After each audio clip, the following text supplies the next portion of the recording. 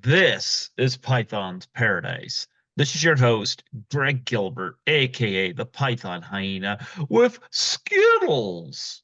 Skittles, you joining me for a second? You gonna help me welcome in my guests? Folks, here we are on February the 13th, 2024.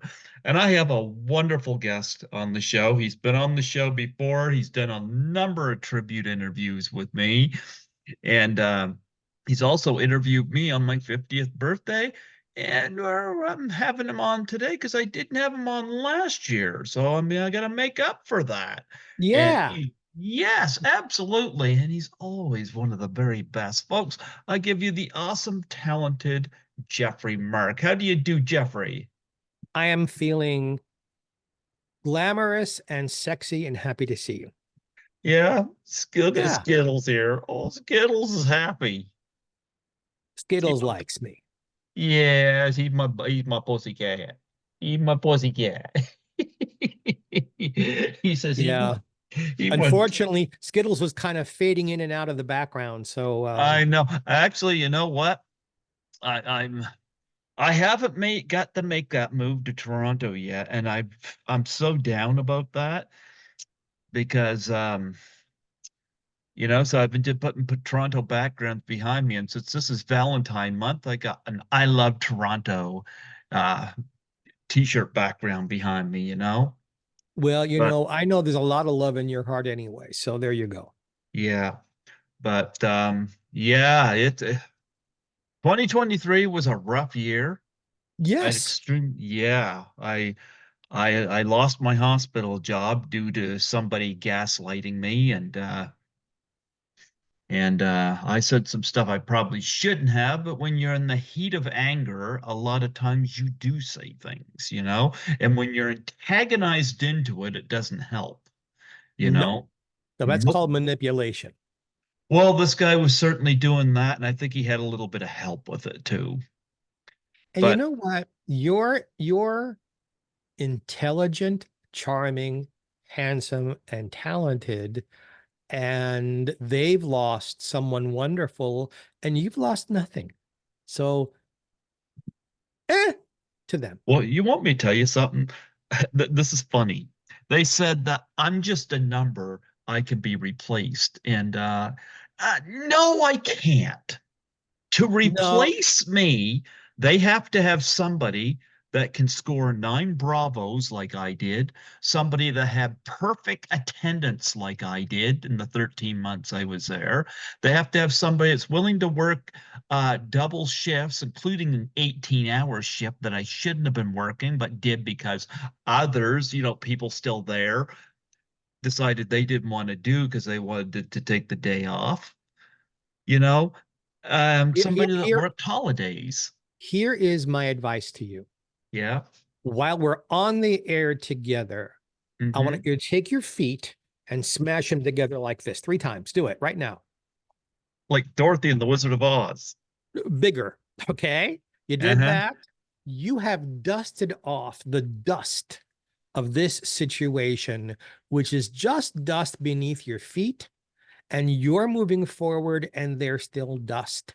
And like Danny Thomas would say, I'll use my other hand eh, to them. I'm giving them two for you, and let's be wonderful here. We are being wonderful. But I remember I had a job lined up at a hospital in Toronto. And I was supposed to start there June of last year. And I could probably still get it if I could get moved there. That is the problem, getting moved there. And the inflation situation here, not to mention that nobody here is impressed with our prime minister, but I won't get into that. But I discovered a few things while trying to do this. Um, I was so excited, but I had that job lined up, and I was like, then I discovered something. Like I knew there was such a thing as credit card fraud, where people try to scam you. I never knew, and I didn't fall for this, but I never knew about apartment scammers. Oh, But yes. oh boy, did they ever come out to me in droves to Give us a deposit before you see the place, which will ensure that you can, yeah, yeah, I never fell for it, but because you're the Python. Remember that. yeah, I'm going to yell at you tonight to remember who you are. I'm the Python. There you go. I'm the Python. You're the Python, and anybody who doesn't want you for a friend or a coworker or a lover is a jackass. And, spit spot, we get rid of them and we move on. Yep. Would you believe, Greg, there are people who don't like my sequins? Isn't that amazing, folks? There are people out there who don't like my sequins. Well, you're entitled. But you know what? Those of you who don't like how I dress, I love how you I, I, dress. I wish you well. No, move back a little further. I wish you well. No, keep going, keep going. I wish, yeah, all the way back there. I wish you well, but stay there. Don't come here, because here are people who love how I dress, my folks. And I know that Python's Paradise are my folks. Yay. Yes, those. I'm looking at that. What you have on there is now. I'm probably gonna get the colors wrong, but from my end, that looks is that like pink and go Pink, silver, pink, purple, purple. silver, black. And then the hat is gold and blue and purple and silver. And the glasses are white sequins. And because I got dressed up for you, because it's been a year and Oh, you know what? I love it and I appreciate it. I And wanted to go look handsome for you. Yeah, and going back to what I said before, I am going to say this. I'm amazed at how many people from my previous job have reached out to me and said that there was a bit that I got the raw deal on that, and I'm really happy of those that know that I got screwed. And I know I have one of them even on the show here promoting a makeup line that she's involved with online, and I didn't even know she was involved with it. She come on promote it, and she's still in touch with me. So, but to the good people, I say yes. But boy, look at those sparkles, man! You make Ric Flair blush with envy. Yeah, I have actually. Um, Yeah. I have a background. I don't ever talk about it. I talk about it a little bit in my upcoming autobiography. But there was a time there in New York in the 70s and 80s where I was hanging out with a lot of professional wrestlers. And like porn performers, and I say like them because they would come to New York to do whatever they do, Mhm. but they all worked out at the same gym. And I would go out and hang out with everybody. And they just so appreciated that I treated them like persons and not like their stage characters. Um, and for those of you who think all wrestlers are gay, that's not true. For those of you who think no wrestlers are gay, that's also not true. But almost 2-1, I found them to be very nice people. Oh yeah, I've had a few wrestling personalities on here, you know. I'm still in touch with Rowdy Roddy Piper's daughter, you know. She comes on here every year and I've always loved him, you know, and Remember Sergeant Slaughter? oh yeah. I remember him better. Do you, do you remember him better than the Iron Sheik did when the Iron Sheik fought him in that boot camp match? Uh, yes. Sergeant Slaughter was really, really cool, you know, and Yes.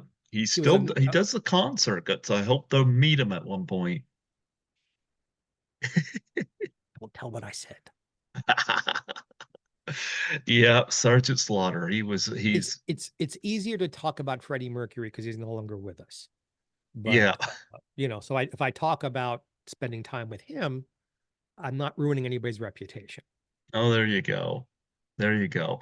Well, Who's I Freddie? watched wrestling growing up, you know. I don't follow it so much now, but Well, boy, the I'm I'm old enough personalities. that Bruno Sammartino was my favorite. I love Bruno. See, I love Bruno. Actually, this is why you and I got along so well. I got a treat for you. Speaking of which, Ooh, let me. folks watching, he's got a treat for me. Whatever could it be? I'm all, uh-oh, he's got a bag full of curious. Let's I've see got what's in a. his bag of curious. Let's see what's in this bag. You mentioned Bruno San Martino, and I'm like, yes. I'm doing all these musical stings behind you to Did whet you the ever? appetites of our viewers. Did you ever see? Well, I'm looking for this. Did you ever see Bruno live? No, that I'm a little too young for. Bruno was on TV right when I was starting to watch wrestling, Uh-huh. um, but he retired not that long after. I have been to professional wrestling at Madison Square Garden. Uh-huh. And the only one I can remember who was there was George the Animal Steel. Oh, And there was more violence and interesting things to. There he that's is. George. There's George.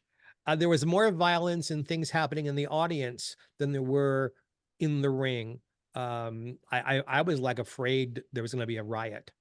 The fans were so uh, filled with, I was about to say testosterone, maybe it was cocaine, but filled, and they were fighting each other. Knives were coming out and chains were coming out, and I thought, "Ooh, this is not good."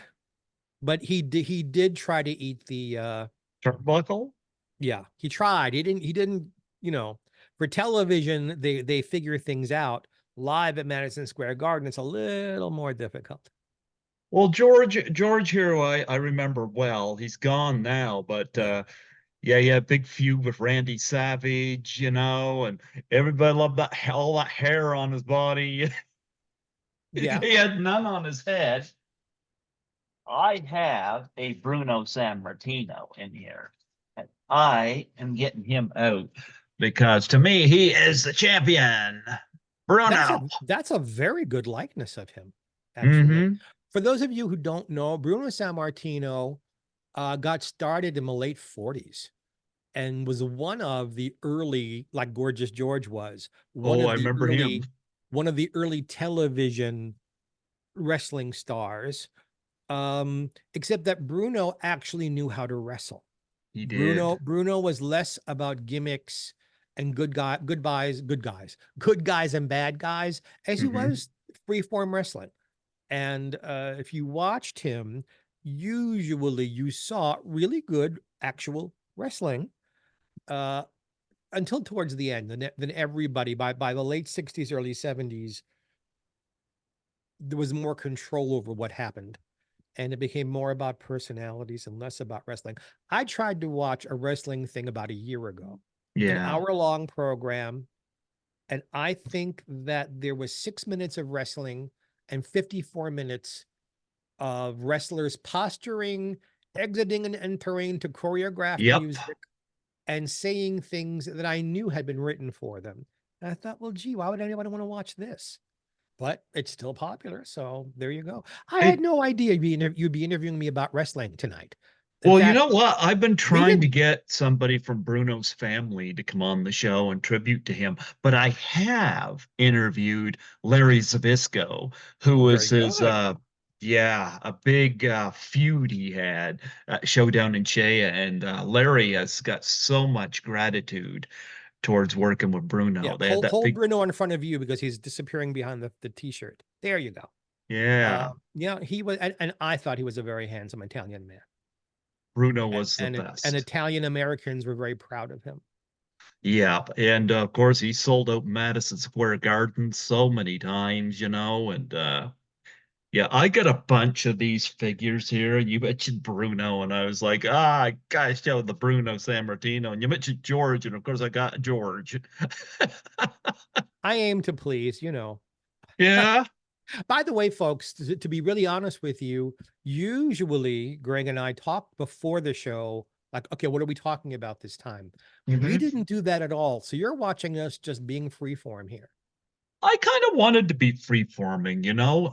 I knew I had a pretty bad year last year. It started out pretty harsh this year, and I was like, you know what? I need some Geoffrey Mark. I'm here for That's you anytime you need me, Greg, as a friend. You know that. yeah. And I wasn't neglecting you last year. It's just last year I No, had so much going on, you had a you full know? plate. I understood. I understood. Yeah. Look, I don't think there is now. My business is show business. I've been in it now. March 24th will be 50 years I've been in show business, making money off of it. Mm, But I understand when people have a hard patch of time where they aren't in touch with a lot of people, they have problems they have to solve, or they're ill, or something is going on. That's a human thing. And anyone who doesn't understand that isn't much of a human being. So I yeah. understood. I know you have affection for me, and likewise back at you. You know what? I look at like behind you, you got the beautiful Lucille Ball pictures that are behind you, you know, Well, you know, I and wrote this book. This is the uh-huh, cover of my next book. there you go. Up here pushes the Ella Fitzgerald book. Yep. Here pushes the Ethel Merman book. Here's a poster of me in concert here in the Springs, Palm Springs, where I live. Hmm. That's a caricature done in New York City in front of the Fifth Avenue New York City Library. It was done in like 3.5 minutes. He says, "What do you do?" I said, "I'm a singer." He drew that, $5. It's the best caricature of me I've almost ever seen. There's caricatures of me here. I have a whole wall over there. There's a wonderful, wonderful Brazilian artist, Hmm. Felipe Farias, who's done all this beautiful artwork for free because he likes my stuff. God bless Oh him. I like yeah. his stuff too. He's very talented. So I've Well, I got that mean, here. And of course, the Emmy is over here and the Grammy hmm. nominations over here. And on a wall you can't see. Well, since we talked last, I got a certificate of special congressional recognition from the United States Congress for my lifetime of charity work. I got a similar one, a certificate of recognition from the California State Legislature. So I've gotten some new honors this last year, in a year where I didn't perform that much. Hmm. Um, in fact, I haven't sung publicly since December, and before that, my birthday in September. We had a 65th birthday party, and I did a little concert because 65. I thought it you was were my birthday. 39. See, do you see why I love you? See, Greg, if you lived out here on the West Coast, you'd be my best friend. Well, I would aim for that. Absolutely. But look at the tributes we did, like Lucille Ball, Ella Fitzgerald. We did Mary Tyler Moore. Yeah, We did Steve Allen. one of my close friends. Yeah, that one's up on Spotify because my brother did. That was before lockdown. My brother didn't get it done up for YouTube, so it's on Spotify. Ooh, That was great. We did Milton Berle, and the also last one we did was Don Wells.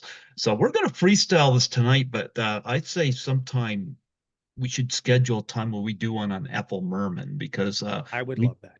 yeah we got to do an Ethel Merman one. I If we did an hour just on her marriage to Ernest Borgnine, we could fill hmm. the entire hour Oh, there just you with her, go. or 2 hours because we always end up talking longer than an hour. But Yeah. if you want today, we can talk about my career and stuff I've done other than writing books, and Yes, what I want to do. So we'll book Ethel Merman for maybe later on in the month or something like that. And yeah, I always remember her in Airplane, you know. I know she's done other stuff, but that Airplane cameo was thinks so he's Ethel Merman. You'll be swell. That was very hip of her to make fun of herself that way. and Robert Hayes goes, war is hell. Merman made a lot of movies. We'll talk about Merman when we do the things. I want to We'll save all the do good that. stories. Yes, absolutely. But man, I am so transfixed on your outfit. I gotta say, I love that pink and the purple and the This is a very strange article of clothing because I'm going to stand up for you, and if my head pops sure. out of frame, forgive me. But Hmm. Oh, look at that. it stops almost at the edge of the frame where you people are watching it. It stops maybe a quarter of an inch right below. So it's just this. Oh And man. I couldn't turn it down. Oh no, it's beautiful. I This love is the only that. second time I'm wearing it in public. I have enough sparkly stuff that I try really hard never to wear the same thing in the same year, sometimes in 2 years. I haven't worn this in like 3 or 4 years. But I thought it would look great on your show. I so wanted to look nice for you. I I went to appreciate extra it. measures. Well, you know how much I like you. Well, you So, know what? That's the feelings shared. So there you go. But so yeah, what about my career or life would you like to talk about tonight? I'm an open book. I'll we are going answer. to talk about it, but I am going to mention this though. Beginning of this year, I had a root canal, and then I had a torn retina in my eye. So I have my Ooh, poor I if I baby. yeah, if I close my left eye, if I wave my hand in front of my eye, I can tell there's a hand there, but I can't see. I know there's a whiteness from the screen, but it's funny because it was on January 10th. I had like floaties going in front of my eye, and I didn't know what it was. I went to my eye doctor, and he said I was just something that will come and go, getting older. Then on the 20th, exactly 10 days later, it was like a shade over this eye. Yeah. So they said, okay, you're going to need an operation. And it's only the second operation I ever had in my life. And my brother had to drive me to Halifax to get that done. Um, but that was 2 weeks ago. And they say this is going to be about 6 to 8 weeks to heal. And because I put a gas bubble in it. And I'm very optimistic about it. My eye's Well, not sore or anything. I'm glad you got it taken care of. I'm sorry you went through it, and I'm not flirting with you, but if you hadn't mentioned it, you look very handsome tonight. I would never have known there was any trouble with your Skittles says I look very handsome tonight. eye. That's what Skittles says. He I says agree. you.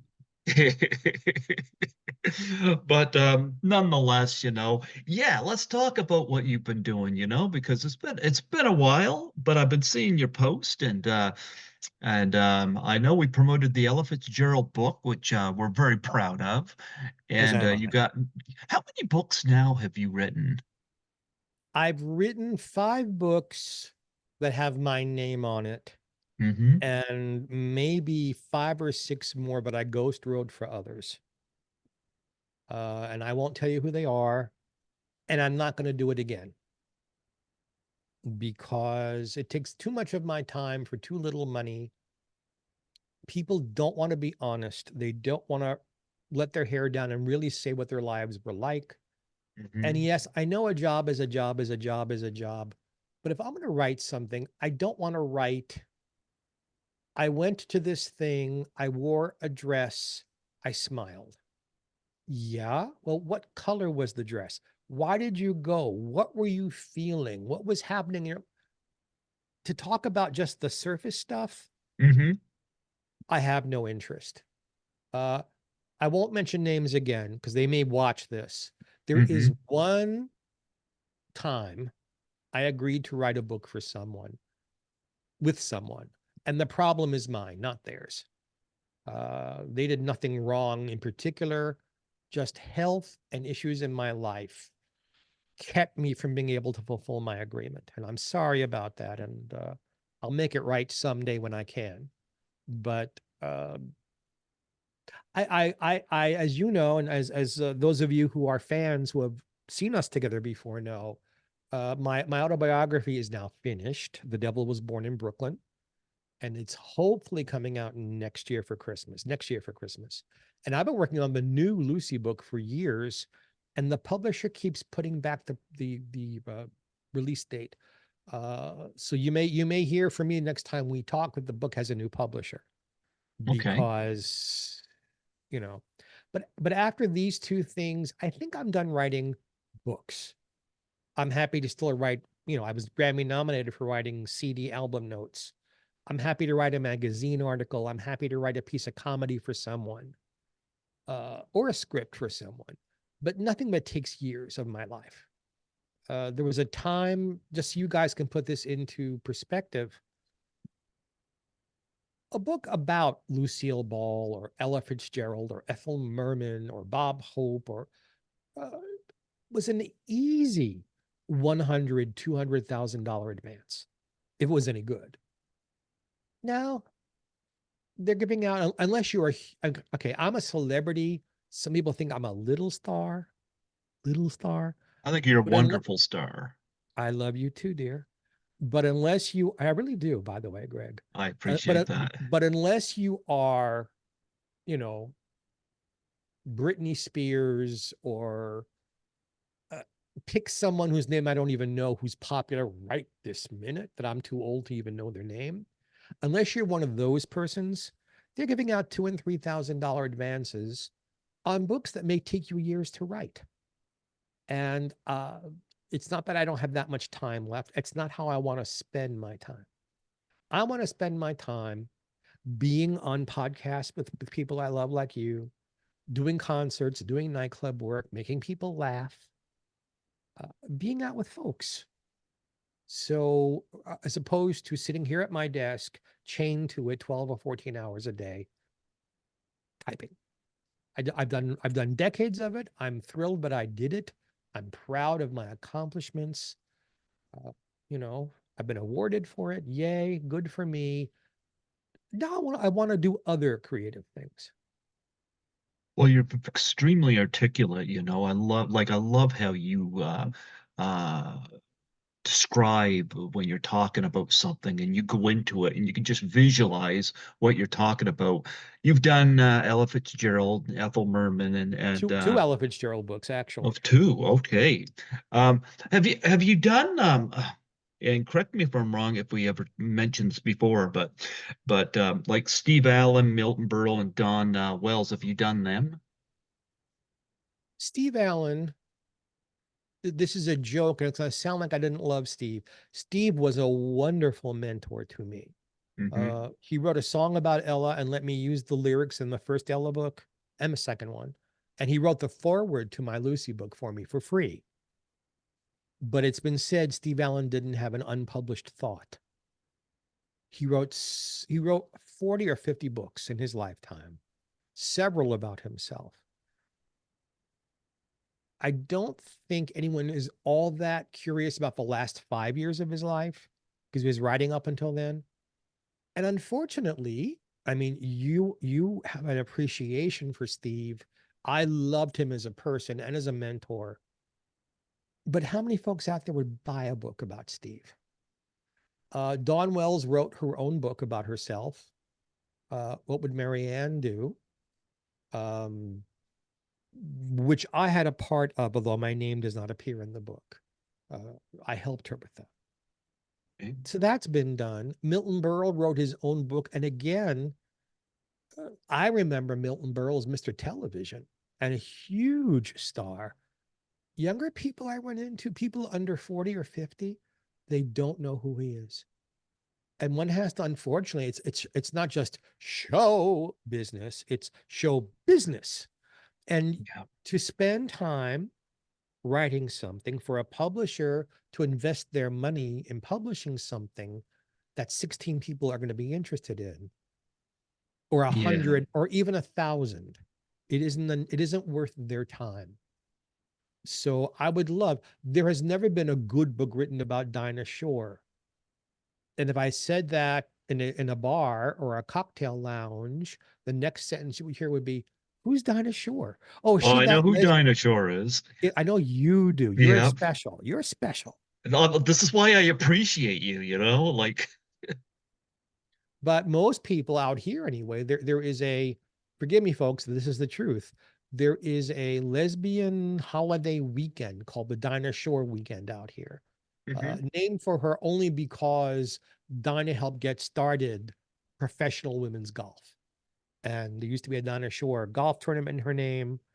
And now it's just this weekend debauch for lesbians. And so people assume that Dinah was a lesbian, and she wasn't, but she was open to anybody of any stripe who were good people. Mhm. Um, but I don't think, unless I wrote a book saying Dinah Shore lesbian, I don't think anyone would buy it. There's never been a really good book written about Burt Reynolds. I And there's a love Burt lot. And Reynolds. there's a lot. I think Burt Reynolds was the sexiest man who ever lived. You're number two. But Burt Reynolds, and I've never seen you nude holding your hands You over your mean to stomach. tell me I'm sexier than Steve Allen? I would worship at Steve Allen's feet. I'd go a little higher with you. Um, I knew that would make you laugh. No, I have known so many wonderful people, and I do write about them. So like in The Devil Was Born in Brooklyn, you're going to hear about me and Steve Allen. You're going to hear about me and Don Wells. You're going to hear about me and Milton Berle, and me and Lucille Ball, and me and whomever, Ella and Merman and Mary Martin, and on and on and on and on. So, me and George Carlin, and me and I've been such a lucky man. I've been such a lucky man. Unfortunately, most of the people I'm mentioning have passed away. Yeah. Most of my mentors are gone now. There's still wonderful, wonderful Ruta Lee, who's Hmm. still performing. I'm going to see her at a nightclub Saturday night. Oh, nice. There are my peers I spend more time with now, soap opera stars and sitcom stars and other singers and wonderful Cheryl Benteen from the Manhattan Transfer. And so it's not like I have no social life anymore. I have no one I can really turn to and say, hey, how do I do this? Where I've had lots of people do that for me, including Yeah. I'm leaving out Lucy Arnaz, and Lucy Yeah. Arnaz and Desi Arnaz Jr. were so wonderful to me. And they're both Yeah. still with us, but they're not in positions to open doors anymore because they're getting older. Like they're older than I, and I'm 65. So there you go. And yes, I I know I look 20 years younger. I know. I thought you were 39. Like, come on, See, stop with the you 65 and thing. you and I look like twins. Well, you got cooler facial hair, like the red and the white, that is awesome. Well, I tell people when I was 19 or 20, all Uh-huh. I had to do was put on a tight t-shirt and tight shorts and leave my abode in Manhattan. And before I could walk 2 blocks, I was getting attention. Now I got to work harder. And we've talked about this before, but not in a long time. I wasn't born with sequins. It never occurred to me to dress like this. And decades ago, a wonderful, wonderful comedian named Rip Taylor came to see me perform in Los Angeles. And in happenstance, a guy named Chuck McCann, who's probably better known to the East Coast audiences because he hosted wonderful children's shows in the 50s and 60s, and then did cartoon voices and voiceover things. It made him a very wealthy man. But Rip and Chuck said, come out to dinner. We want to talk to you. And we sat down, and Rip said to me, I can use vulgarity, sir? I'm asking you a question, Greg. May I use vulgarity? Oh, go ahead. Okay. We sat down, and Rip turns to me. He put his hand on my arm like this. He says, Geoffrey, you are magic on the stage, but you dress like a fucking accountant. Because I used to go on stage in 3-piece suits and shirts with expensive cufflinks and dark clothing, and I dressed more like a doctor going to a function than a performer going on stage. And Rip begged me to go to a certain store that was located in a restaurant in West Hollywood that sold some sparkly stuff. And I got stuck with the bill. For these two millionaires stuck me with the bill, the best money I ever spent. I went to the place, and it was, sex worker wear, stiletto heels before they were popular, hot pants that you better shave down there. That's how short they are. And see-through blouses and shirts and underwear and things. But there was this one hat. It wasn't a cap like this. It was more of a like a taxi driver would wear. Hmm. covered with mirrors, not sequins. I mean, these sparkle nicely, but these Yeah. were little mirrors. And when I put it on and I saw myself in the mirror, it looked like my head was on fire. And I was leaving the next day to do my first cruise as an entertainer. And I thought, gee, this might get a laugh. And since Rip mentioned it, be open to what you're hearing. How much? $50. I said, it won't get that much of a laugh. I came back to the restaurant like 10 hours later to have a late dinner before getting ready to leave the next day. And where they sat me happened to be right next to that store. And the guy came over, he was closing up the store, put the hat on my head, got in my face like this, folks, this close to my nose. He said, "You need this. $5." And the New Yorker in me was like, why are you in my personal $5? 10 hours ago, it was $50. And then my brain and my ears heard, you need this. Thank you, sir, wherever you are. I took it on the ship.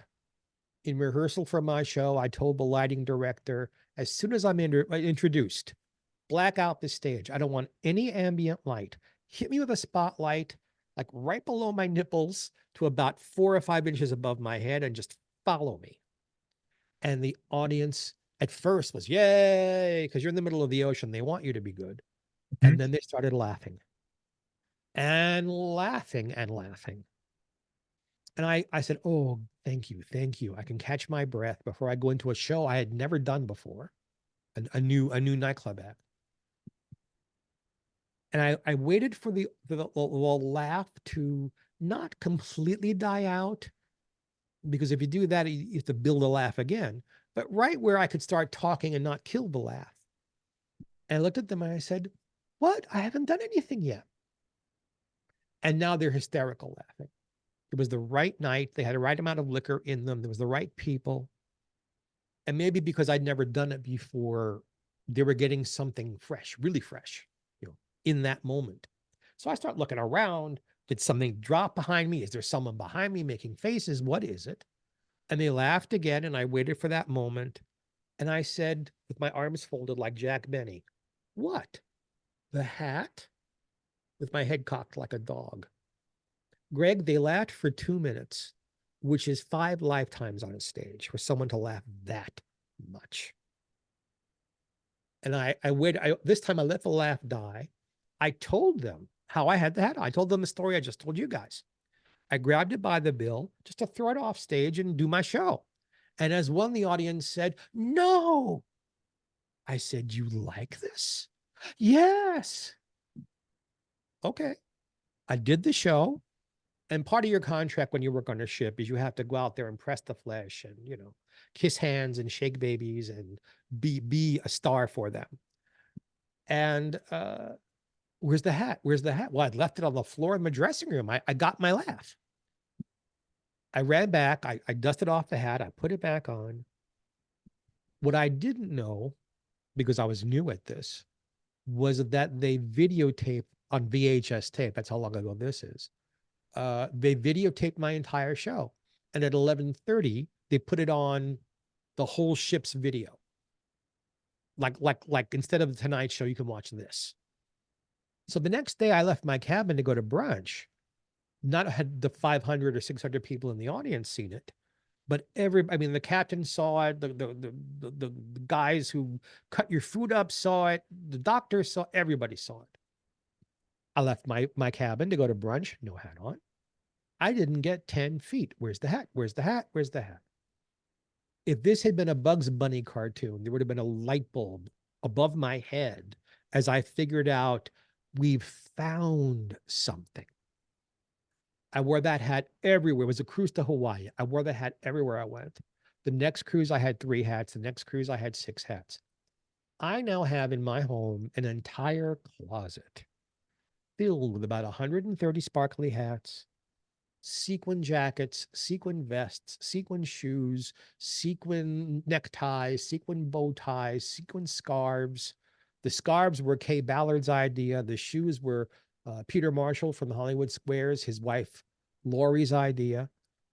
Now I don't leave the house unless I have something. Now, I don't go out food shopping like this. I would never, I'd be killed somewhere in the store. You just can't do this in a grocery store. But I wear a little, and people, I can't tell you how many times, hundreds, if not thousands, you've made my day. I was having a bad day and I saw you all sparkly and happy, and you made me happy. Even people who don't know who I am, because I'm not a household name to everybody, just appreciate my style. So when I'm performing, when I'm on stage, when I'm on a podcast or television, I do this. And I'm grateful that so many millions of people have responded to it, like it, and they expect it. When I go on red carpets, the press goes, all right, we can't believe you outdid yourself this time. We thought last time. You can't buy that kind of publicity. So that's the story of my sparkles, and I'm sticking to it. You know what? I got to get your book whenever you get it published. Yeah, because you've got so many stories in there, and I love the fact that you shared so many on this podcast. Like I feel blessed, that the stories that you shared about the individuals that we tributed, or just on your own career, like this is the fourth time I've had you on, just talking about your own career, which Yeah, is, we've been yeah. on together about a dozen times now, I think, more Hmm. or less. Yeah. Well, this is how I feel about it, Greg. First of all, again, my affection for you. Hmm. Um, I will go on anyone's show who asks. Usually, and if you're watching, you want me, you go through my publicist, B. Harlan Boll, Boll. But someone like you, I've done the show so often, so Greg comes right to me and asks. And if I have the time, the answer is always yes. Yeah. But whether I'm doing this or an audio thing, or I'm not gonna dog it. I'm not gonna, oh, I don't have to give so much this for this show isn't seen enough places for me to bother. If that's how I feel about it, I shouldn't do the show. So I do my best. You ask good questions. You encourage me. You smile your handsome smile at me. And that encourages me even more. And friends, if you're saying to yourselves, why is Geoffrey Mark flirting with Greg so much? Because I like him. Get used to it. But I'm But number two to Burt Reynolds, though. hey, number two ever is not a bad thing, my friend. You know what? I don't blame you. Burt Reynolds was one of the coolest people ever, and I Hey, felt bad when he passed. you're above Freddie Mercury, who was incredibly sexy. So I'm above Sergeant Slaughter. yes, you are way above, as a matter of fact. But And shame on you for the joke you just told yourself. Um, so the reason I'm so open with you is because those nice folks who are watching this came to be entertained. mhm. Why go on your show if I'm not going to entertain them? It's like I keep promising to sing on your show. And for that to happen, I have to send him a track that he has to play on his end, and I sing from this end. But if you ever wanted that, I would do that too. Um, there And it, are hundreds, guys, hundreds, if not thousands of people now with podcasts, mhm. and they book people like me. Uh, I use the Milton Berle rule. If they're good at what they do, let them do it.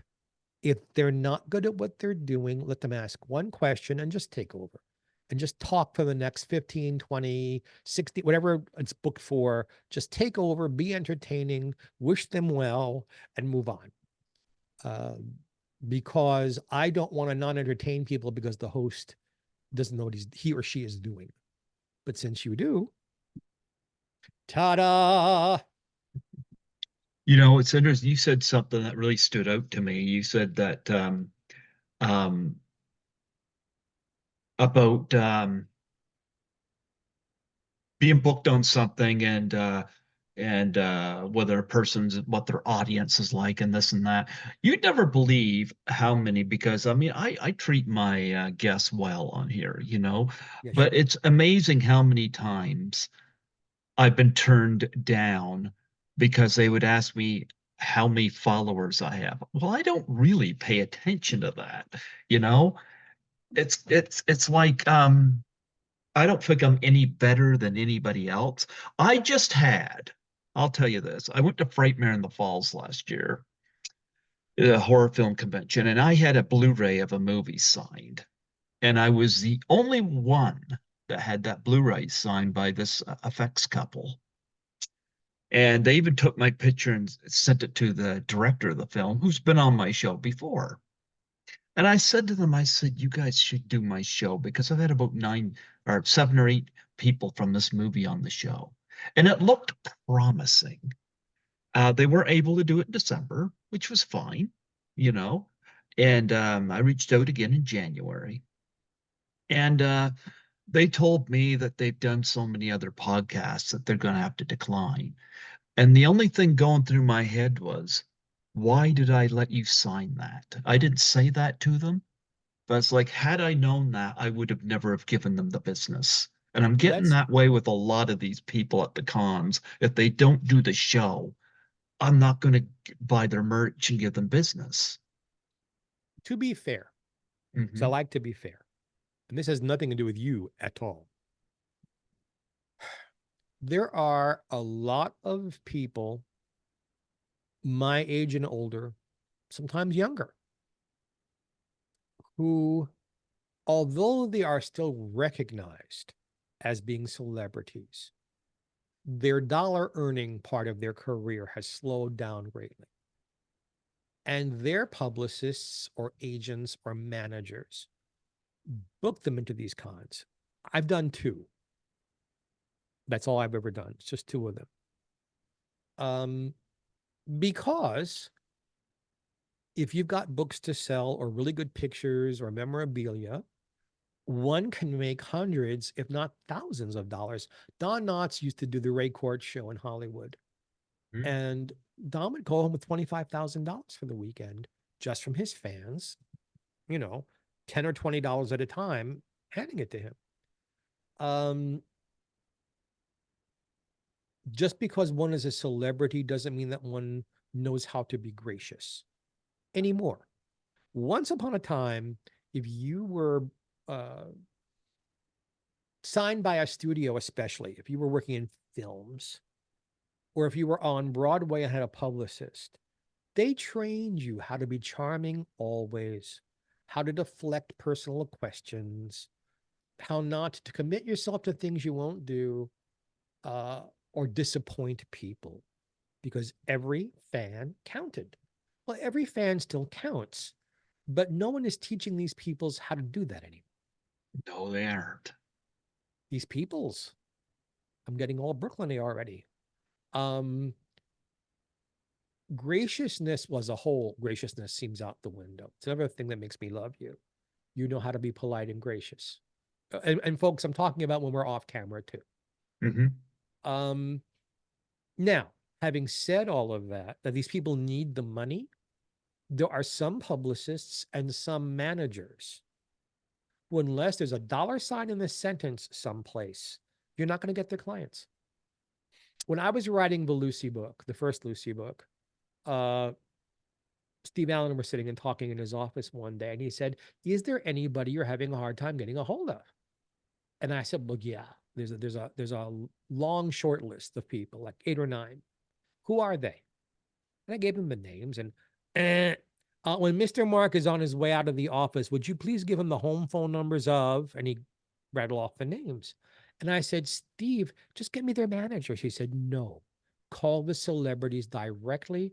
There's no money in this for the manager. He won't make 10% or 15% or 30% of anything because you're not paying them to interview them. So they're going to tell you Hmm. no." That was a lesson that I learned. That I'm not going to get everybody. You know, I've done video interviews before. I had shows where I've interviewed people on video, uh, and there are people who won't. Happily, I have so many friends in show business that I could do a show once a week for a couple of years and not run out of famous people who they will all do the show for me because they trust me. They know that I will make them look good. And that's also important. There are people who are afraid of being attacked or being, and sometimes a side thought, you get a surprise. There is, I won't mention a name, I won't give you anything that this person could figure out who I'm talking about. That's There okay. is, there's a person who works with his son who, if all you knew was what this guy was saying to you in the interview, you want to know exactly how much marijuana he'd been smoking. And could he please not put this much space between his words? I did the show. I was seen and heard all over the country. I did the show again. My face and my name went on billboards all over the country. So sometimes if you prejudge and think someone can't help, sometimes they prove you really wrong. Now, anytime this man asks me to be on his show, happy to, because it helps. Uh, Also, you have to get guests who are hams like I do. I love to perform. Sure, it would be great if you were giving me $1,000 to spend a couple of hours with you like this. You're not. Heck, you don't even flex your bicep for me. But I do it because you have no idea. I do it because I like you. You do it one more time, I'm going to flirt outrageously with you now. So be careful. That's my Jesse the Body probes. Yeah, but this is what impresses, not this. This is what Bruno Sammartino did. This thing, you know. If I like someone, if I'm comfortable with them, if I'm having a good time, why not do the show? I mean, Hmm. why turn down a good time? And you guys out there are fans of his, and hopefully you're becoming fans of mine, and hopefully you'll buy some of the things I do, or you'll listen to my radio show, Geoffrey Mark Plays Ella, which is not a competition with his at all. It's on terrestrial radio stations across North America, but it's also on every platform as a podcast. And it's, next door to free for you to listen to. Hmm. I love the people out there. I love the audience. I have great respect for them. I've met some of the loveliest people. Yeah, a few weirdos, but mostly lovely, lovely people. Um, I've not had to take over from you. And that's also more fun for me. I'd rather be with someone who's got an interesting question or just brings up an interesting topic. Jeff, are you a good cook? What do you like to make? Oh, I could talk for 3 hours. Um, what's it like being a star? That was your one question. It was nice hearing your voice. Sit back for the next hour. I'm going to entertain the folks. Because if that's your question, you don't know how to interview anybody. Have I made myself clear out there, people? You mentioned that you had done a couple of conventions. What conventions were they? And what was your experience like? Because I started doing them in 2017 when Lisa Langlois invited me to assist her, and I've done three with her now, and she's been very important to I've me. I've Not, yeah. I've only done two, mostly because uh, for me to make any money at these things, I have to sell merchandise. Now, I'm not a big movie star. I've made 3 or 4 films and a couple more I don't want to talk about beyond that. I'm not a big television star. I have been on television acting, but not terribly often. So it's not like I'm in some iconic film everybody wants a part of. I mean, have any Or of in you my out there? favorite year. That was great. Yeah, but teeny weeny little part. I don't have any pictures of me in it. I mean, all of you out there who are big Fighting Mad fans, tick tock, tick TikTok. Oh, there aren't any? I'm not surprised. A film I made with Peter Fonda on location, and nobody's seen it. Even Peter couldn't stand it. He spent the rest of his life apologizing to me for it. Literally, every time we'd get together at show business functions, at lunch at Musso and Frank's together. I'm sorry. I'm sorry. He was going through a hard time. So the making of the movie was not very happy for me because I'm reacting to him and he's too not there to do the thing, say the words. But so I'm better known for singing. Well, I have pictures of me with the microphone singing. Like I have that. I have the books I've written. That means they have to get shipped someplace, and you don't know if you'll make the money back from the cost of the shipping. Uh, a lot of these cons no longer even pay your way there. They expect you to pick up the airfare and the hotel, and you'll make the money back. Well, yeah, so you break even, but so why bother going? But the two I did were in Los Angeles at the Burbank Hilton. One time I was seated next to Dawn Wells. One time I was seated next to Kathy Garver. And the people were lovely, and I did make money. And I've done a celebrity book signing at the Hollywood Museum with a lot of very famous people, and I made a lot of money that day. I will go where I'm asked to go as long as I don't have to pay to be there. I'm at this moment being asked to go out to walk a red carpet in April for when an Oscar party.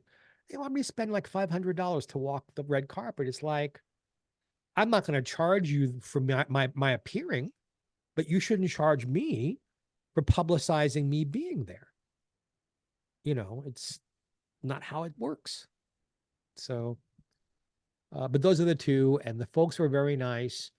And the only, not embarrassing, is occasionally someone will come close to me and whisper in my ear, "Hey, I heard about fill in the blank. Is it true?" And if it's about somebody else, I won't answer the question. I'll answer, "Hey, Jeff, did you blah, blah, blah?" And I'll say yes or no and fill in a little bit. But, you know, or when fans come to me with lies about somebody I know, I will say, "No, you got it wrong." And I was invited to a party in Palm Springs of non-show business people. But when people know that I'm there and they know what I've done, inevitably Lucille Ball comes up. Inevitably. And the hosts of the party were talking about, well, they knew there was a 50th anniversary I Love Lucy party done on the original set, on the original sound stage where it was shot. And that Desi Arnaz Jr. showed up drunk and he was embarrassing, and they went on and on and on about this evening. And I said to them, well, you got a little part of it right. There was a party thrown by TV Land for the 50th anniversary of I Love Lucy. The stage where I Love Lucy had originally been shot was being used. So we were on the George Burns and Gracie Allen soundstage. And number three, I was there. I was there when Desi walked in. He looked around. He found me. He came over. He hugged me. He kissed me. And I can tell you there was no liquor on his breath. He wasn't drunk. He wasn't stoned. He wasn't embarrassing. He was Desi Arnaz Jr. Intelligent, handsome, charming, and a wonderful representative of his parents that evening, because Lucy Arnaz was working in London on the West End doing a musical and she couldn't come. These people threw me out of their house. How dare I disrespect them? It's like, how dare you disrespect my friends by spreading vicious, untrue gossip? It's interesting you say that because I saw something like this 2 days ago online, and I see this so many times. It's pathetic. People trying to get attention. They had a thing out there, people who died on this date in 2024, and they had the thumbnail was Henry Winkler, And I wasn't the only one to call bullshit on that. Henry Winkler is very much alive. Of course he is. Yeah, cut the He crap. he is in he's in sure he is, Jeff. Below New Zealand. He's in Australia right now, Hmm. promoting something. Um every 3 weeks, it seems, is one of those things about how Desi Arnaz Jr. has died, which causes his sister and his nieces and nephews and his daughter bad consternation for no Yeah, reason. Or, the thumbnails of this person, look what they look like now. And this person is dead. They don't look like anything now. And this is not that person. And that's one of the darker sides of the internet and YouTube. And yeah, those things do wonderful things. We're here. We're talking because of electronics. yeah, But these people who will say and do anything to get attention. It's also why I don't do more things like this. My publicist, Harlan Bowl, is one of the most honest, trustworthy. Harlan wouldn't hurt anyone. If you paid him, he wouldn't hurt anybody. Harlan does not promote gossip. There are stars out there. Oh, I'm in a feud with so and so, so you'll get talking about them. Harlan will have nothing to do with that. and he set me up with Peter Mark Richmond, who I've had on here twice before he passed. I I appreciate hope it was Harlan before. on that. Hope it was Well, before. his Peter Mark's daughter set me up first, and the second time it was Harlan. And Well, he was Harlan was his publicist. Peter Mark was so awesome, and I thanked Harlan for for connecting. I'm so happy to have Peter Mark on for a second time, and him willing to talk, even despite his health. He was still just a gracious individual, you I know. agree with you. I got to know him fairly well through Harlan. Hmm. I'll give Harlan a plug here. This Go man for it, is please. incredible as a publicist, but also as a human being. And Harlan sort of treats his clients, and he has a lot of them, as a family. So we all get to know each other through him, and people that perhaps I would never have worked with otherwise or gotten to know socially otherwise. I get to talk to on the phone like a buddy now. Hmm. Uh, you know, uh, that's the other lovely thing about having all the mentors I've had. One leads to another. I know Ruta Lee. She's my good buddy because of Jack Carter, who introduced us because they were good buddies. Um, that kind of thing happens a lot where one person will uh, help you out. Jack Riley, who was in I think every Mel Brooks movie made before he passed away. Jack, not Mel. And I interviewed Jack for a documentary I was writing and producing about the Bob Newhart show. Hmm. Well, Jack had a wife, he had grown children, he had grandchildren, and halfway through the interview, he asked me out to dinner on camera, and we were as close as two men can be for several years after that. And Jack, it's because of Jack I became a member of the Friars Club. It was because of Jack that I became a member of the Army's Army and got to know people like Jonathan Winters and, Hmm. you know, a huge number of folks. That kind of familial feeling, I don't know if it's there anymore in show business. There don't seem to be too many show business social organizations anymore. Everyone seems to be their own little island, and everybody's angry at everybody else, and everybody's in a feud with everybody else, and everybody uh, got dissed by somebody else. But you don't hear about the friendships. You don't hear about the love. And Harlan is all about the love. Harlan's So great. Yeah. and 6'4" and handsome and everything you'd want in a friend, partner, workmate, housemate. I just adore the man. I did want to share one funny story about the I'll whole. be a judge of that. Go ahead. Well, I thought this was funny. Speaking of wrestling, you Yes. mentioned, about how idiotic when people are saying this person died and they didn't really die. I remember now this wrestler just passed away a couple of years ago now, but when he was alive, and I'm talking about Paul Mr. Wonderful Orndorff, he apparently was reading the paper one day and saw his obituary and said, well, it was news to him. Yeah.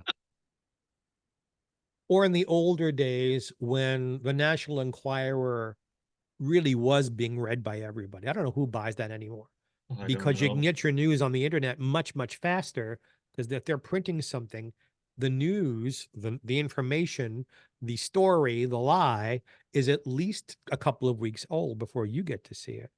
But Yeah. the first time I saw my name, and there's been more than one time in the National Enquirer, it was like, oh my goodness, I'm horrified and I'm honored that you consider me enough of a draw that you'll talk about me at all. Um, and then it's so I laugh that kind of stuff off. Not everybody does. I was having brunch several years ago Hmm. with two, I won't even mention the friends, two iconic television actors who are very well known and lovely people and dear friends of mine who I adore. And we were having brunch, you know, in a restaurant. So we weren't in somebody's house.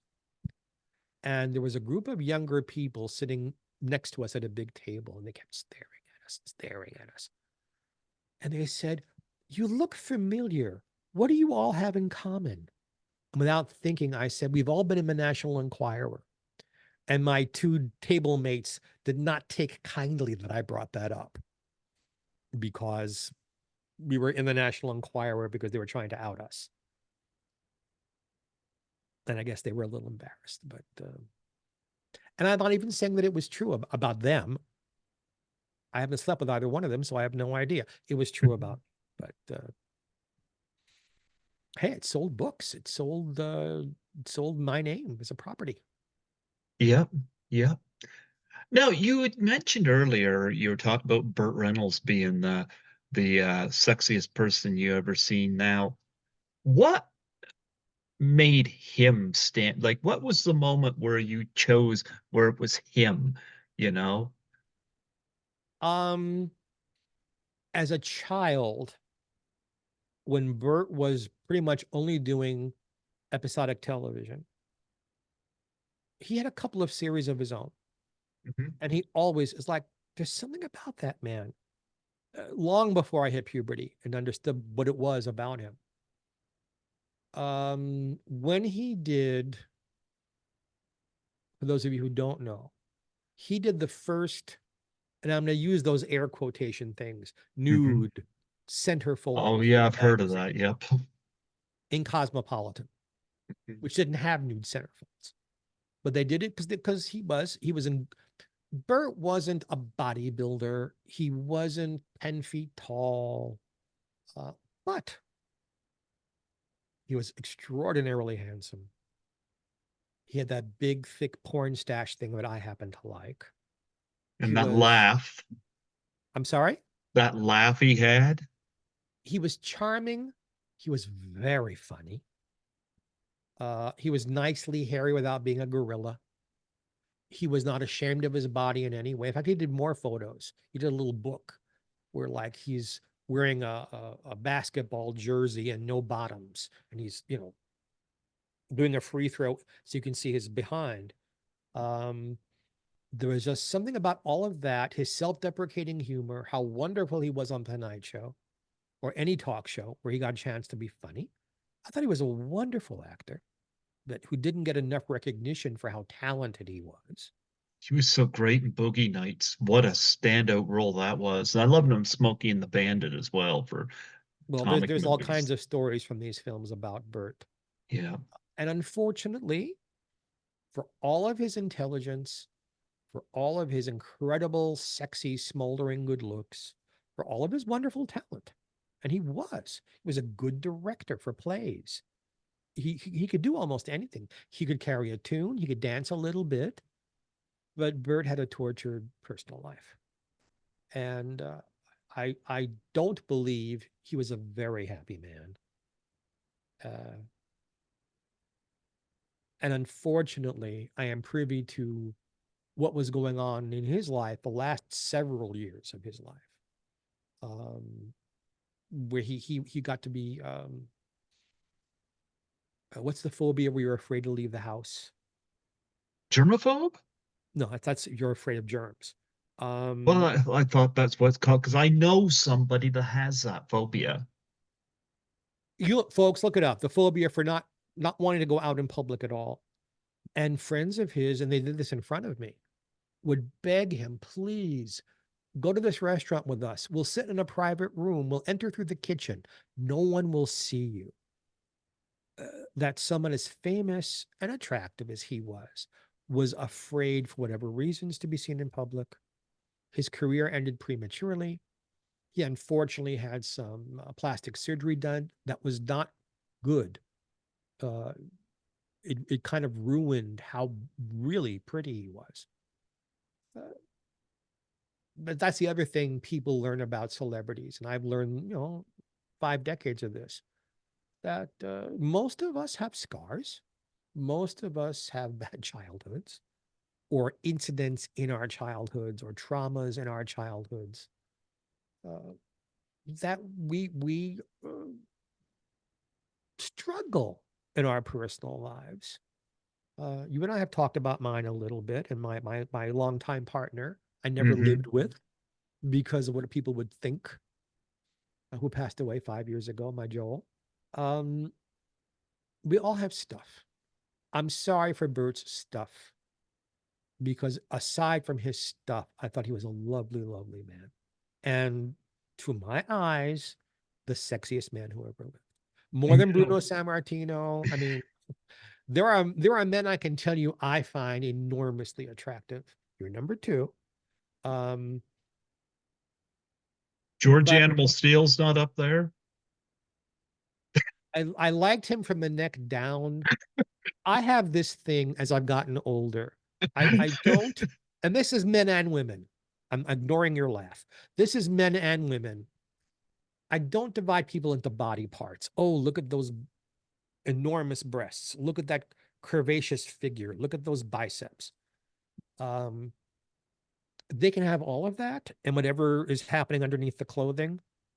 But if they don't have a face I want to kiss, I'm not really interested. Bert had a face I want to kiss. George the Animal Steel did not. Emma Stone has a face I would like to kiss. I'm hoping she gets her second Oscar. I got my fingers crossed for her. I was going to say about Burt Reynolds. I felt so bad about this because he passed away before it happened. He was supposed to be in Once Upon a Time in Hollywood, Quentin Tarantino's. Yeah. He Bruce Dern ended up playing the part, but I was kind of like, man, would have loved to have seen Burt Reynolds in a Quentin Tarantino movie, It because is almost a shame that uh, people who knew him called him Buddy, that he was as good looking and athletic as he was because he kept getting cast in these macho, spitting, dirt kicking kind of things. He could have played Noel Coward parts in comedy, drawing room comedy. I mean, he could do almost anything. And of course, we're only human. He went where the money went. And as he went into real middle age and he wasn't quite so pretty anymore, some of the work disappeared for him.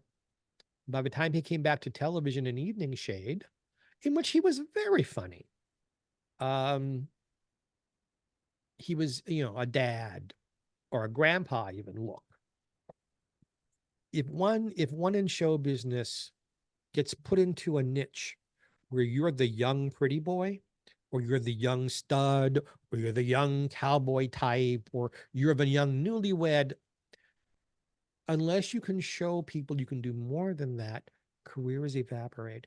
Humphrey mhm. Bogart is a wonderful example. And if all of you out there don't know who Humphrey Bogart is, uh, I will Casablanca. I will save you the Yiddish curse I was about to give you. It's your age. But at one time, he was the biggest of movie stars at Warner Brothers. but he was also a Broadway star before that. And what did he play? Pretty boys. Pretty boys meaning someone over the age of 18, under the age of 25, who was usually squiring the ingenue, which is the younger actress in the show. And it was literally Humphrey Bogart who came out on stage in one Broadway play wearing tennis shorts and carrying a racket and said, "Tennis, anyone?" That show business cliche actually happened. And it was Humphrey Bogart. And it took Dead End, the film Dead End, to show people he could be mean and nasty and that he had great talent. And he Mhm. wasn't pretty. He was handsome, not traditionally handsome, but there was just something tremendously sexy about that man. And he did And like he was Maltese there. Falcon and And he was Casablanca. Yeah. enormously talented. I never saw Humphrey Bogart give a bad performance.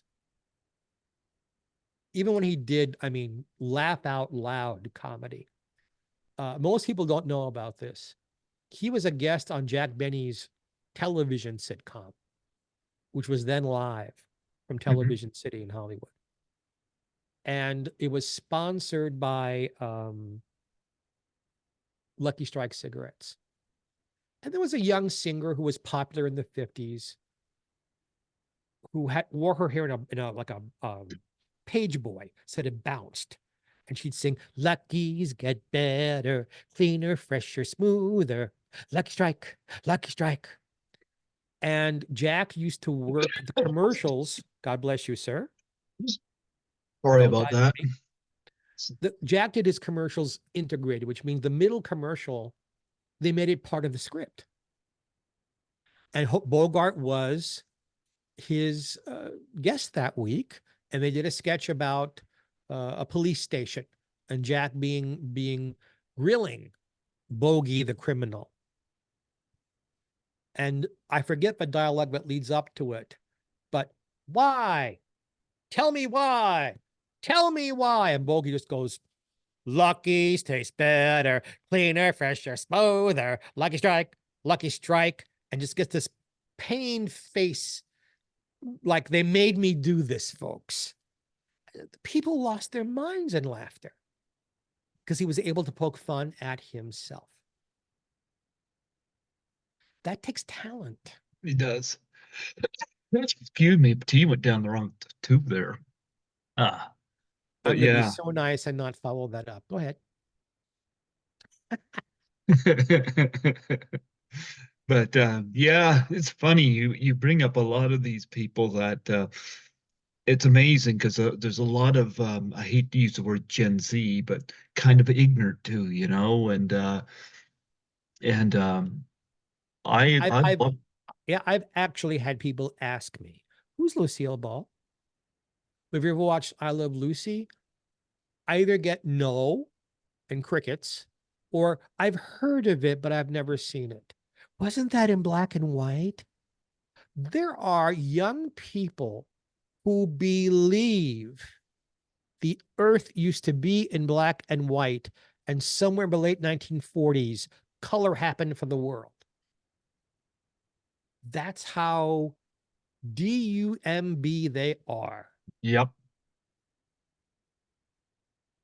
Speaking of Lucille Ball, and I Yeah. actually didn't see this, but maybe you have.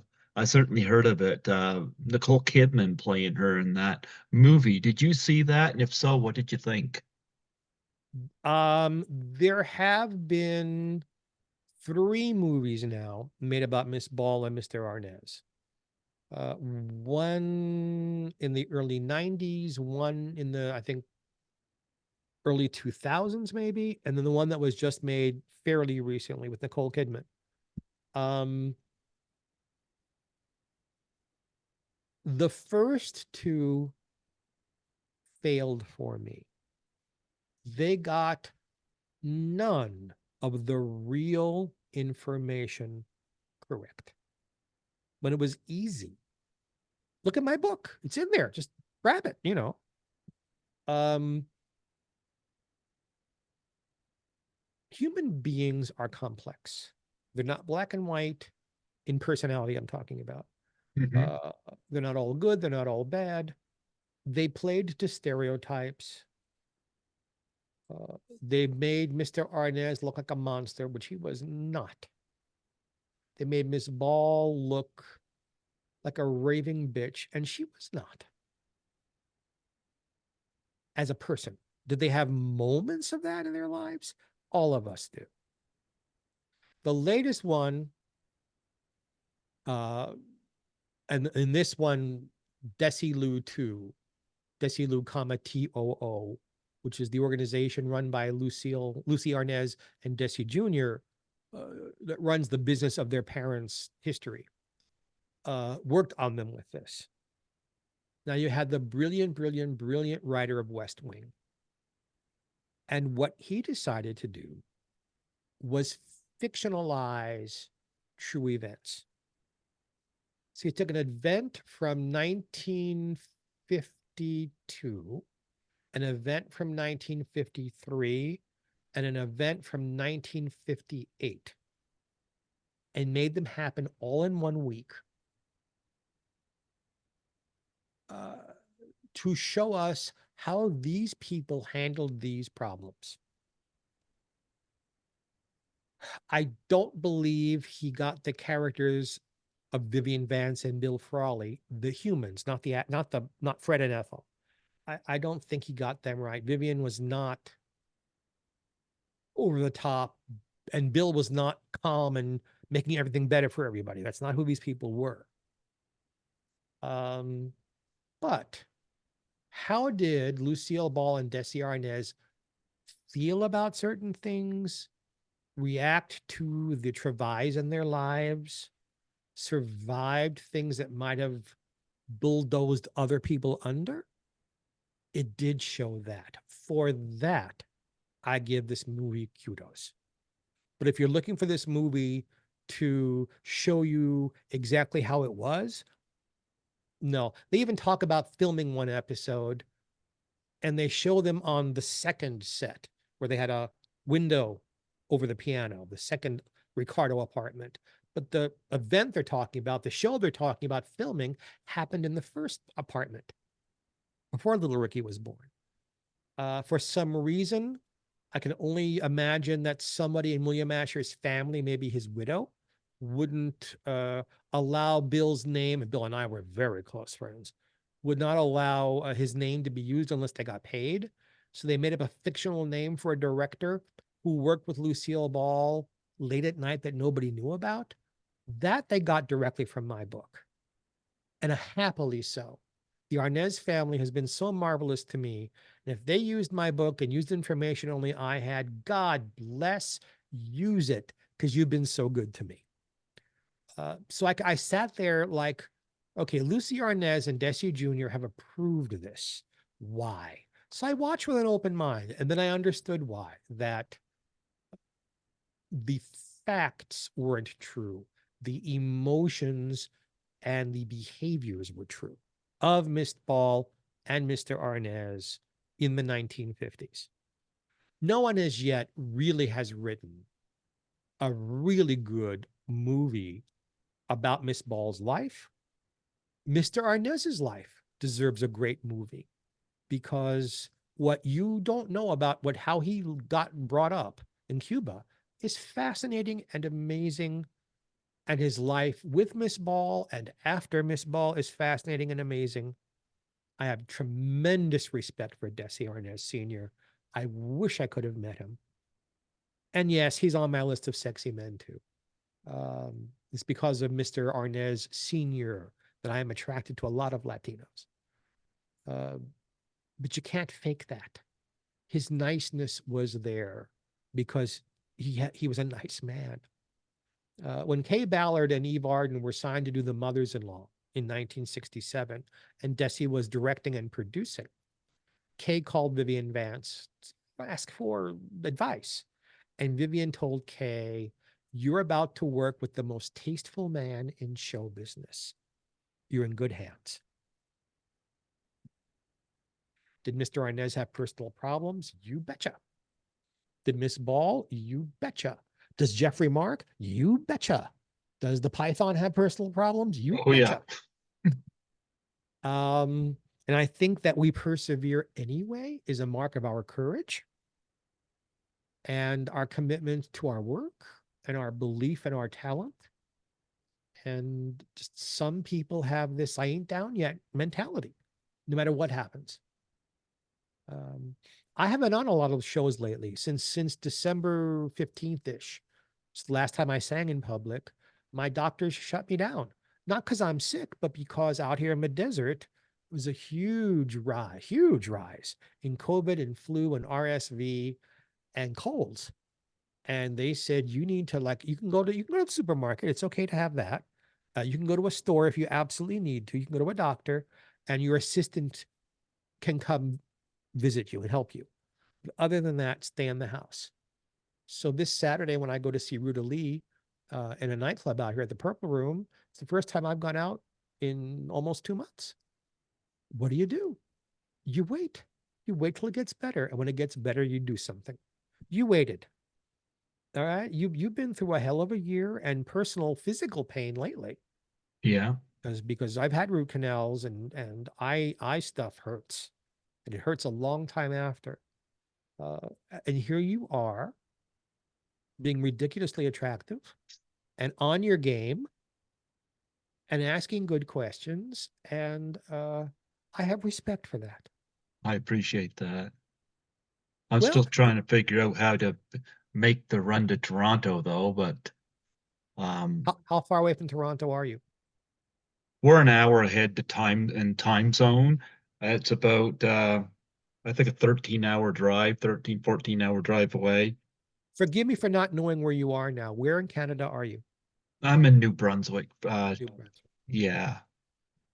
Yeah, it's a very backwards province, Well, it's and better than New Brunswick, New Jersey, because that's a refinery town and it just smells. So you're better off well, where you are. Um, I don't know. I found that I just fell in love with Toronto, and it was like every time I got off a subway stop, there was just some new adventure there.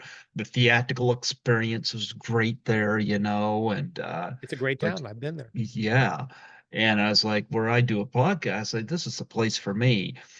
And but I had some hiccups along the way.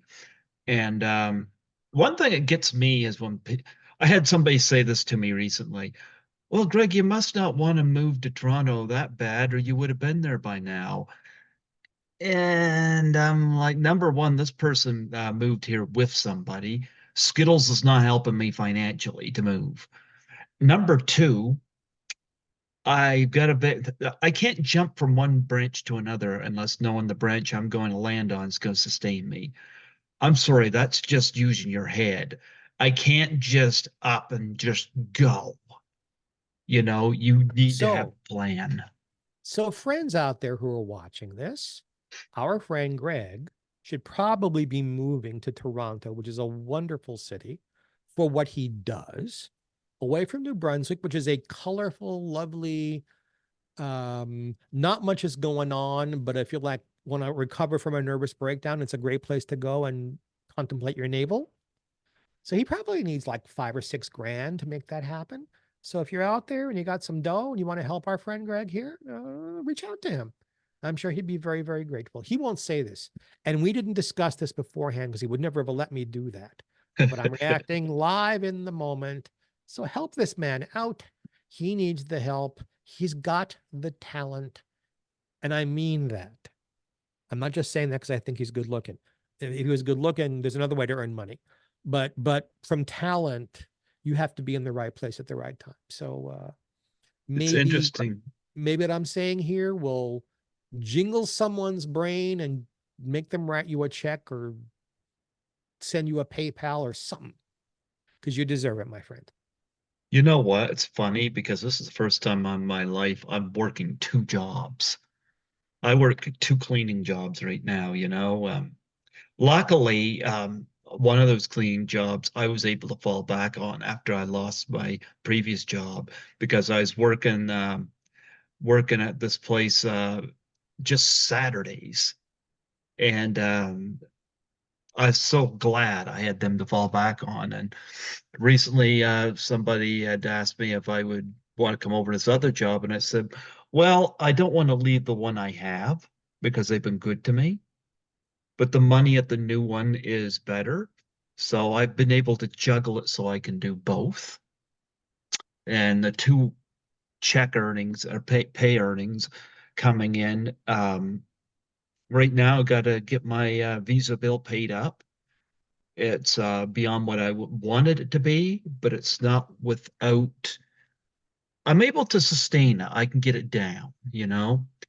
But yeah, my dentist and stuff decided I need to part with some money, you know. Look, So, folks out there while he coughs. This is a good place to tell him to shut up for a second. mhm. This is very typical of people in show business. People who aren't in the business or aren't very close to the business, and even some people in the business who should know better, think that everybody who has a show or everybody who's a little famous for whatever or a lot famous for whatever is fabulously wealthy, never has to worry about money, and can't imagine why someone would have to work a non-show business job to get the bills paid. Hey, the guys from Monty Python's Flying Circus, Eric Idle just came out and said, "I'm 80. I have to keep working. I don't have enough money to live on." It happens Wow. because our income from show business, unless, here's the unless part first. You've been on a sitcom for 2, 3, 4, 5, 6, 7 years, and you've had 20 or 22 weeks or 10 weeks of income, but you've had it every year for several years, and now you're making residuals from reruns. It won't make you necessarily a millionaire, but you won't have to worry about paying the rent. Or if you've made several movies in a row where you got a big payday and you weren't stupid and bought, a limousine and a chauffeur and a mansion, you lived upper middle class, but not rich and watched your money. Those people, um, Barbara Streisand, a very nice lady, doesn't have to worry about paying the rent. There are very few Barbara Streisands in show business out there. Agreed.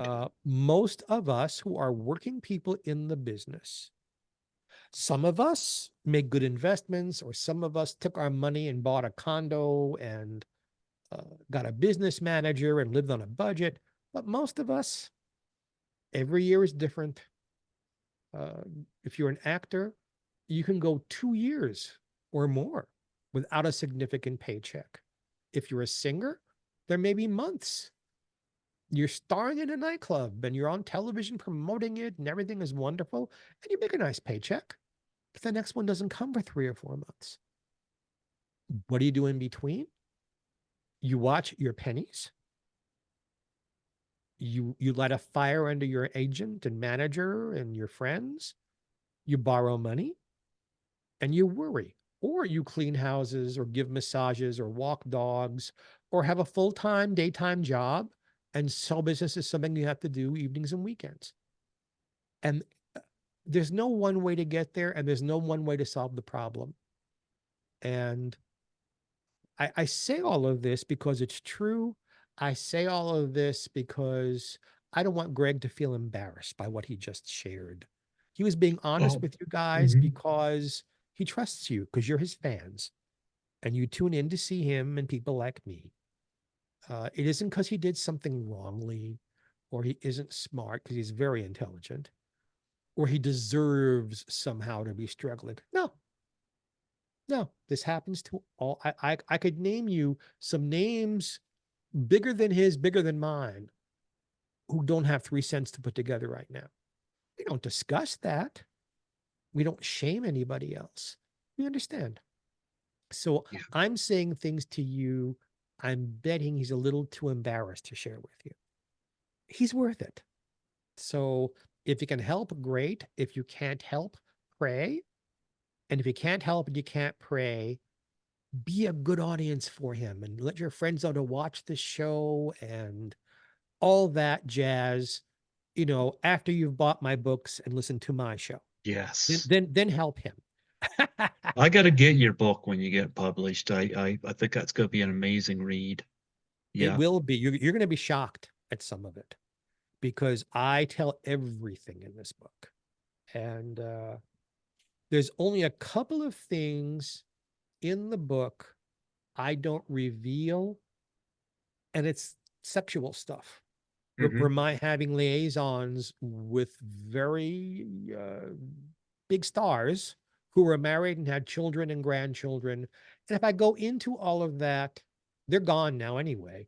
But their families might be embarrassed by it.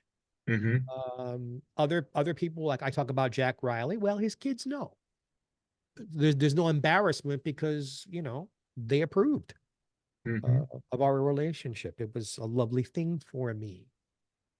Yeah. Uh, so this guy, as I'm pointing at him this way, he's a good guy. So help him out, be his fan.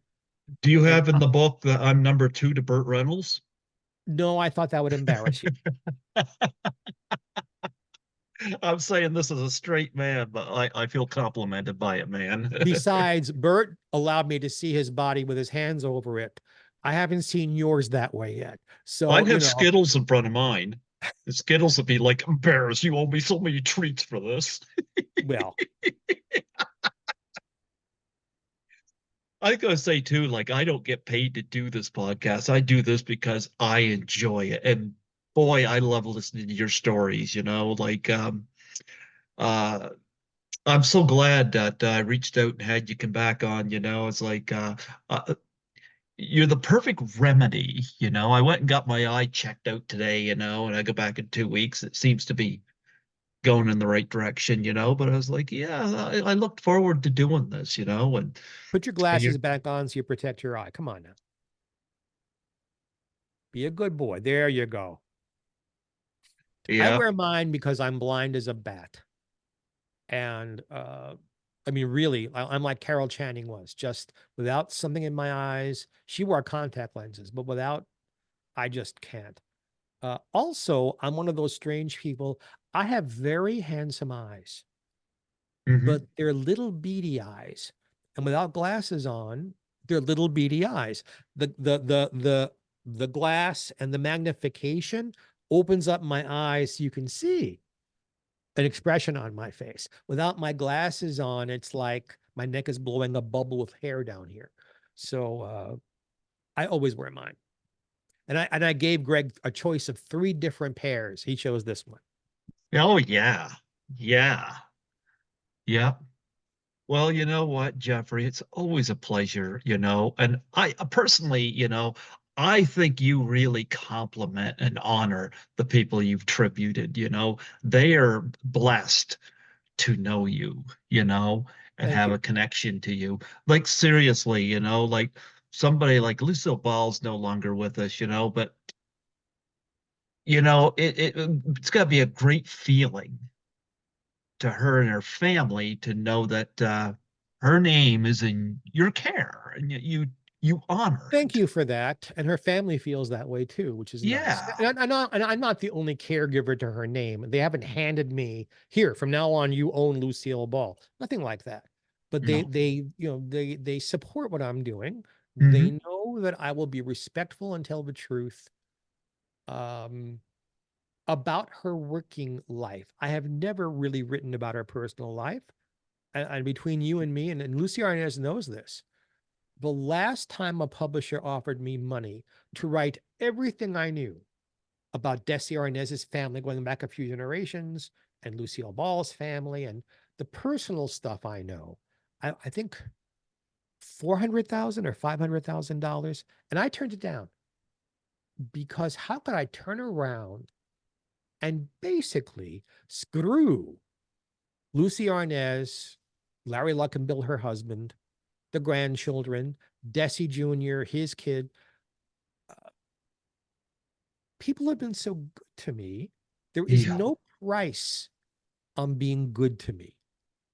If you're good to me, if you love me, if you show me support and love, and I would never hurt them. when I do shows where I do a Q&A almost every time I perform anywhere doing anything, and inevitably I ask, I get asked very rude questions about Lucille Ball. Is it true that Desi was a drunk? Is it true he was bisexual? Is it true that Lucy's a bitch? Is it true? The first question I ask, I learned this from Ann Landers. Why do you need to know that? Yeah.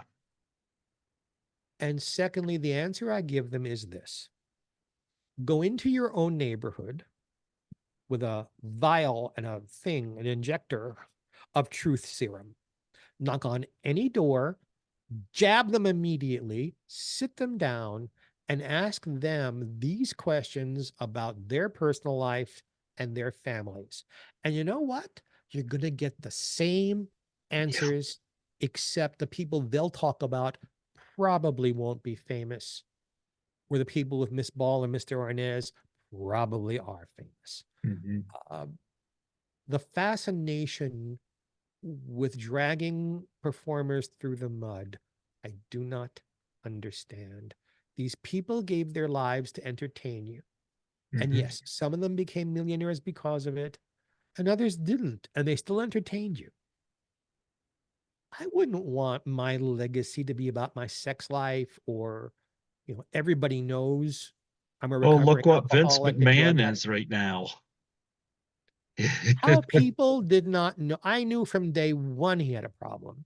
How people didn't notice that right from the beginning, I don't know. Maybe Vince is a really good actor. I don't But know. That's been coming up this week, and I'm like, now that's his legacy now. yeah, yeah. Vince McMahon and his father, long before he, Mhm. entertained a lot of people who enjoy watching professional wrestling and made money for themselves, their clients, and for all the venues they were in, they made money too. Is anyone's legacy boiled down to that?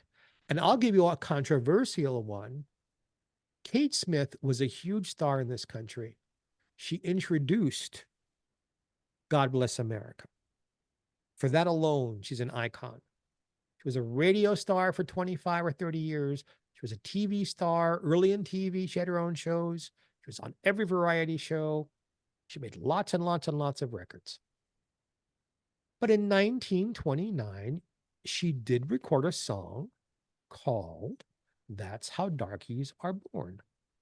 And the name of that song is awful, and it's rude and bigoted against African Americans. And if she were alive to defend herself, I'll bet she would tell you, I did what I was told. I wasn't in control. I'm sorry I did it. They've erased her from everything. The statues of her in various places are gone.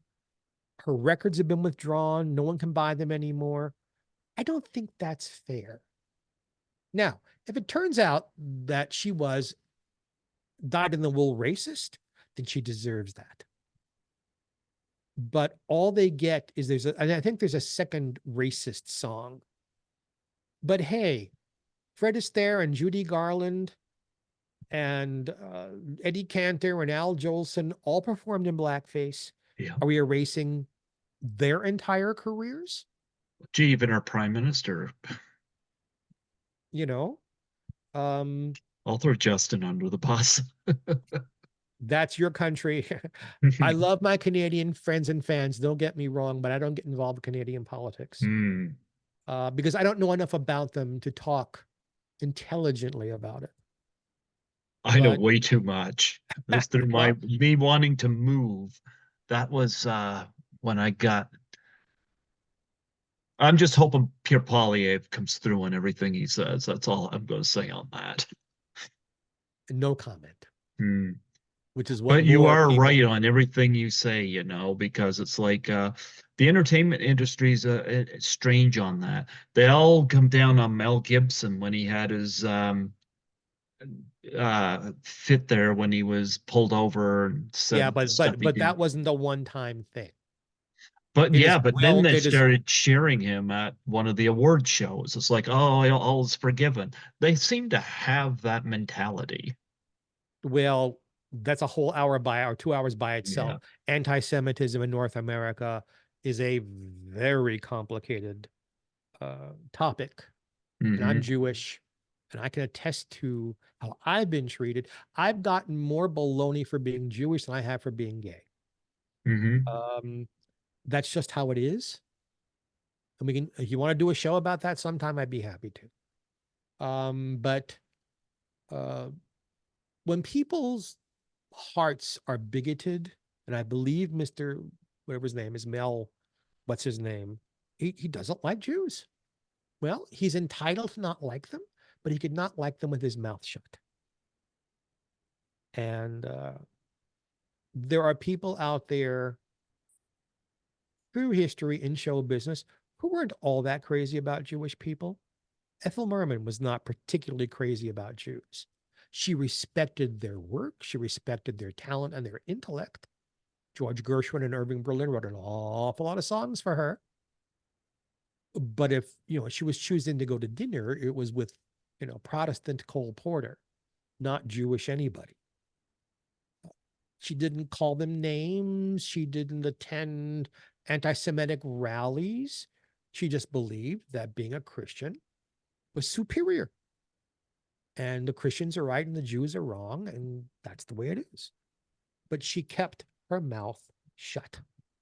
I'm Christian, but I'll tell you, I'm far from a good example of it. But I've like never heard anything out of your mouth that I could misconstrue as being prejudiced or bigoted. And you wouldn't be my friend if you didn't like gay people or cared what people do in the bedroom or not. The only time I actually, I've care got about friends who are gay. It's none of my business what people what you know. people do in their bedroom is none of my business unless they're doing it in my bedroom. Mm. Other than that, why do I need to have an opinion? What's the point? Yep. It's it is not easy being famous. It's wonderful. I love every second. I love every time I'm asked for an autograph. Every time I'm in a restaurant and if my dinner is interrupted, please. I love hearing from you guys out there. That's how I am.